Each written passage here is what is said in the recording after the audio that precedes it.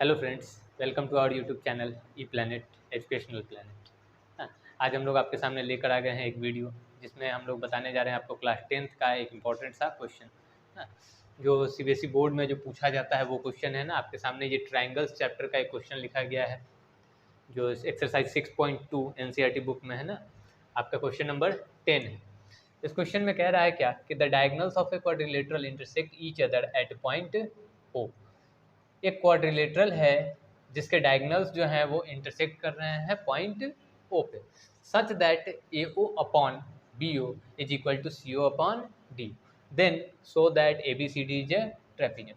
तो आपने इस चैप्टर में पढ़ा होगा एक थ्योरम, बेसिक प्रोपोर्शनैलिटी थ्योरम, और the theorem is also known as Thales theorem. उसी थ्योरम का हम लोग इसे यूज करके इस क्वेश्चन को सॉल्व करना होता है। तो फर्स्ट ऑफ ऑल हम लोग इस क्वेश्चन के अकॉर्डिंग एक फिगर कंस्ट्रक्ट करने की कोशिश करते हैं। क्वेश्चन बोल रहा है कि the diagonals of a quadrilateral, तो क्वाड्रिलेटरल हमें एक फॉर्म करना है, बट हमें उस क्वाड्रिलेटरल को शो क्या करना है, that is a trapezium. So we will form a quadrilateral as trapezium. So the trapezium will be see here.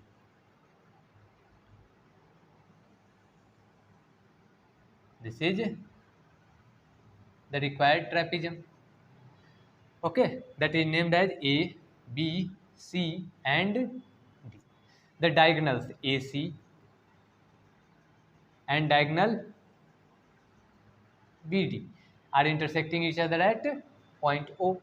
So अब हम लोग क्या करेंगे कि इसमें हमें इसे प्रूफ करना है कि ये एक ट्रैपेजियम है। तो इसे प्रूफ करने के लिए हमें इसमें बेसिक प्रोपोर्शनैलिटी थ्योरम और बीपीटी है ना, या इसी को थेल्स थ्योरम कहते हैं, उसे हमें अप्लाई करना होगा। तो उसे अप्लाई करने के लिए हम लोग क्या करते हैं, कंस्ट्रक्ट करते हैं ना, construct E F parallel to A B passing through point O ना। ओ से पास करता हुआ एक हम पैरेलल लाइन ड्रॉ कर रहे हैं। किसके पैरेलल लाइन है ये, ए बी के। ए बी के पैरेलल हमने ई एफ एक लाइन ड्रॉ कर दी। Now since we have given, क्या हमें दिया गया है, गिवन क्या है, A O upon B O this is equal to C O upon D O. यह हमें दिया गया हुआ है, यह हमें दिया गया हुआ है। हम इसमें बस सिर्फ थोड़ा सा इसे क्या करते हैं, फॉर्म चेंज करके इसे एक डायगोनल के रेशियो में चेंज कर लेते हैं, यानी कि A O upon C O will be equal to B O upon D O. इसे हम लोग इक्वेशन नंबर 1 मान लेते हैं। क्लियर। अब हम लोग क्या करते हैं कि हम ये वाला ट्रायंगल देख रहे हैं D A B, in triangle D A B.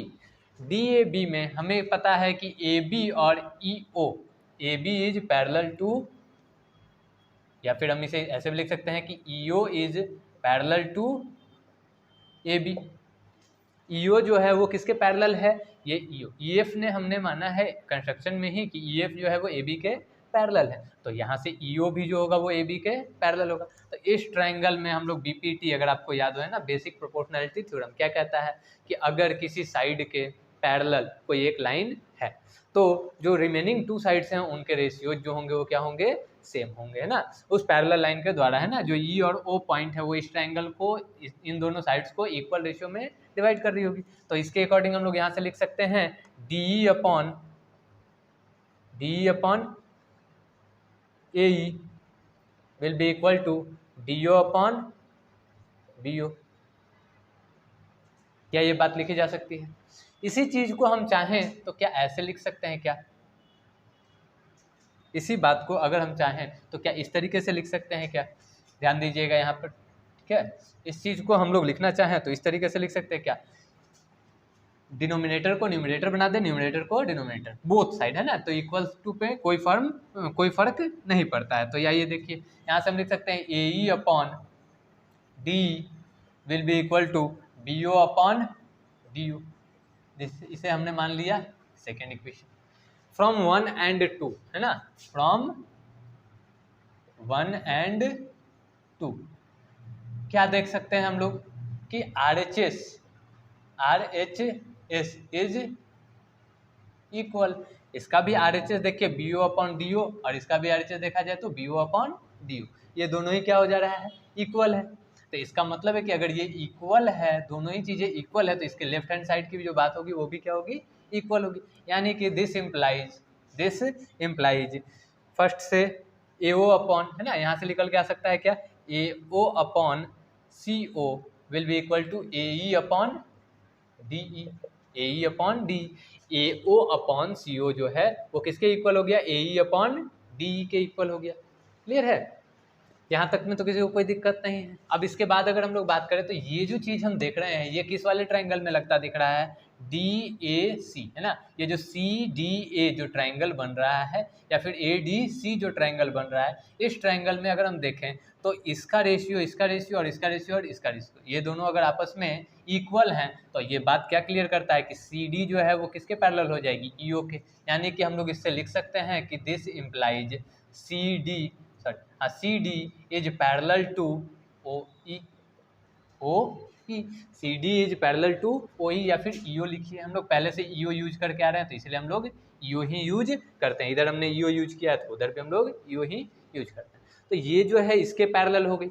ये किस थ्योरम से हो गया, कन्वर्स ऑफ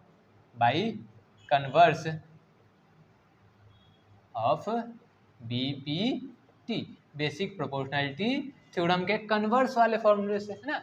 कन्वर्स क्या कहता है कि अगर दो साइड्स का रेशियो इक्वल है तो यानी कि जो लाइन होगी वो क्या होगी, पैरेलल होती है थर्ड साइड के। तो इस वाली बात से हमने ये बात लिख दी।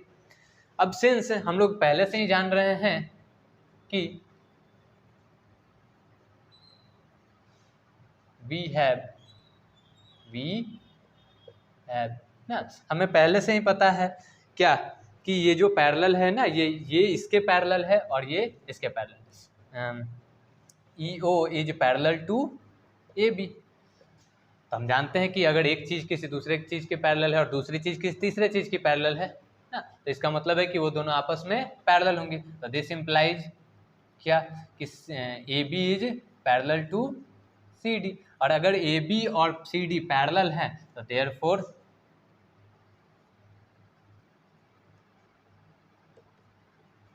Quadrilateral ABCD is a trapezium.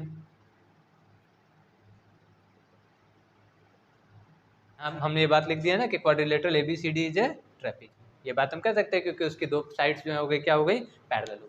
तो इस तरीके से ये प्रूफ आपके सामने मैंने रख दिया है। इस प्रूफ को आप 1 से 2 बार अगर प्रैक्टिस करते हैं, ध्यान हमें देना होता है बस सिर्फ ट्रायंगल्स के ऊपर, बस आप उस ट्रायंगल्स पे ध्यान दीजिए तो आप सीख जाएंगे ना। इस क्वेश्चन की 2 बार 3 बार प्रैक्टिस लगाएं और इसके बाद आपको यह बिल्कुल भी क्लियर हो जाएगा। वीडियो को लाइक शेयर और सब्सक्राइब करना बिल्कुल भी ना भूलें, है ना। वीडियो अगर अच्छी लग रही हो तो अपने दोस्तों तक पहुंचाएं, और ऐसे ही इंपॉर्टेंट क्वेश्चंस की जो सीरीज है ना वो अब हम लोग लेकर आते रहेंगे आप लोगों के लिए। तो हमारे चैनल को सब्सक्राइब कर लें और इसके लिए आपको नोटिफिकेशन मिलता रहेगा। Thank you.